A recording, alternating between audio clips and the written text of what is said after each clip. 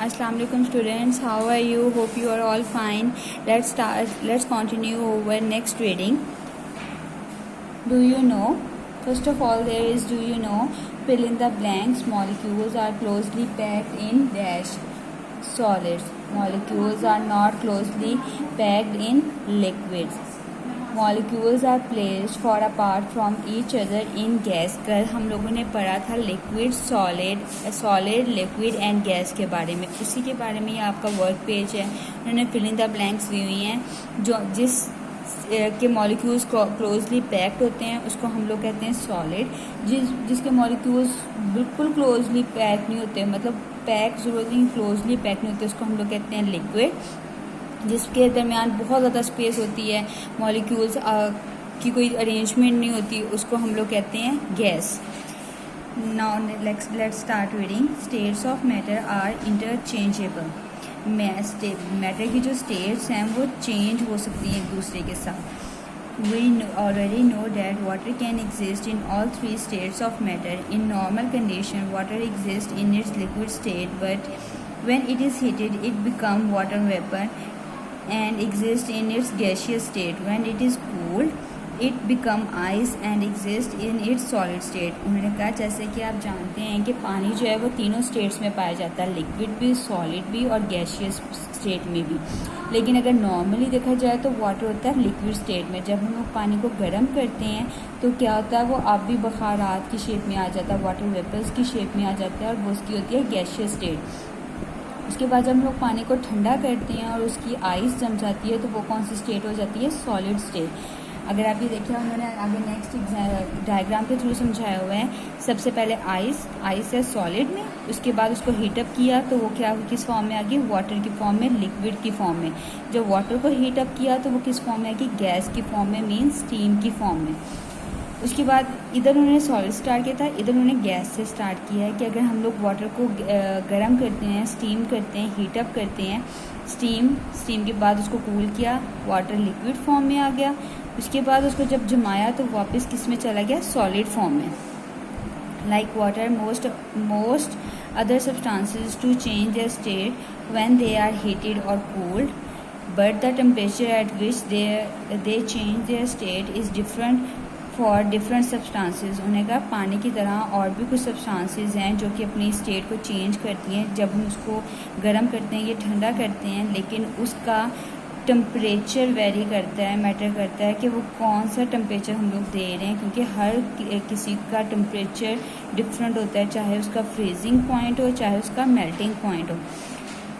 Solid, liquid and gases are interchangeable states of matter. Solid, liquid, gases जो तीन states of matter हैं ये एक दूसरे की स्टेट्स में चेंज हो जाती हैं।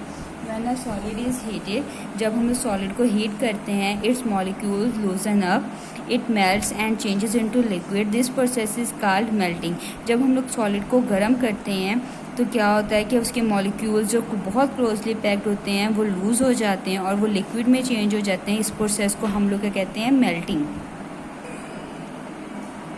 When a liquid is heated, the molecules become free. The liquid changes into its gas or vapor state. This state is called evaporation. उन्होंने कहा जब हम लोग लिक्विड को हीटअप करते हैं तो उसके मॉलिक्यूल्स क्या होते हैं, वो टोटली फ्री हो जाते हैं, मतलब ईजिली कहीं भी जैसे चाहे वो मूव कर सकते हैं। The liquid changes in its gas, वो गैसियस फॉर्म में चल जाते हैं और इस प्रोसेस को हम लोग कहते हैं इवेपोरेशन। इसके बाद है when a gas is cooled, its molecules condense or come closer. The gas change back into liquid. This process is called condensation. उन्होंने कहा जब हम लोग गैस को ठंडा करते हैं, उसके मॉलिक्यूल्स क्या होते हैं, एक दूसरे के क्लोज आ जाते हैं और वो वापस क्या होता है कि लिक्विड में चेंज हो जाते हैं। इस प्रोसेस को हम लोग कहते हैं कंडेंसेशन। इसके बाद है when a liquid is cooled, its molecules come closer, they freeze into a closed pack and turn into solid. This process is called freezing. जब हम लोग किसी भी लिक्विड को ठंडा करते हैं, इसके मॉलिक्यूल्स क्या होते हैं, एक दूसरे के क्लोज हो जाते हैं, क्लोजली पैक हो जाते हैं और वो चीज़ फ्रीज हो जाती है और वो वापस किस स्टेट में आ जाती है, सॉलिड स्टेट में। इसको हम लोग कहते हैं फ्रीजिंग पॉइंट। ठीक है, इसको हम लोग फ्रीजिंग कहते हैं। उसके बाद है solubility.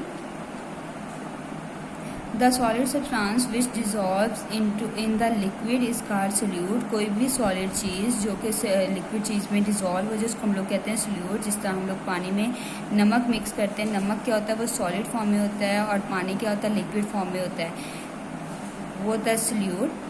And the liquid is called solvent, और जो लिक्विड यूज़ करते हैं उसको हम लोग कहते हैं solvent. In the above activity sugar is solute. इस अबव एक्टिविटी में शुगर क्या है वो सोल्यूट है।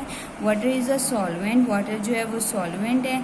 And the sweet water is the solution, और उससे जो हम लोग को चीनी, इन्होंने चीनी मिक्स किया तो उन्होंने कहा है जब चीनी जो मिक्स करेंगे वो हमारे पास जो मीठा सोल्यूशन आएगा, मीठा पानी आएगा, उसको हम लोग कहेंगे सोल्यूशन कहेंगे। The ability of a solute to dissolve in a solvent is called solubility. किसी भी सोल्यूट की एबिलिटी के वो सॉल्वेंट में डिज़ोल्व हो जाए उसको हम लोग क्या कहते हैं, solubility. Water is known as universal solvent. Water को हम लोग यूनिवर्सल सॉल्वेंट कहते हैं because it can dissolve a wide variety of substance, क्योंकि ये बहुत ज़्यादा तादाद में चीज़ों को अपने अंदर डिज़ोल्व कर लेता है। Substance that dissolve in water are soluble. वो चीज़ जो पानी में डिज़ोल्व हो जाए उसको हम लोग कहते हैं soluble. While those that do not are insoluble it, और वो जो चीज़ डिज़ोल्व नहीं होती, हल नहीं होती, उसको हम लोग कहते हैं इनसॉल्युबल। उसके बाद स्टूडेंट्स नेक्स्ट देखें तो आपके एंड पे है डू यू नो।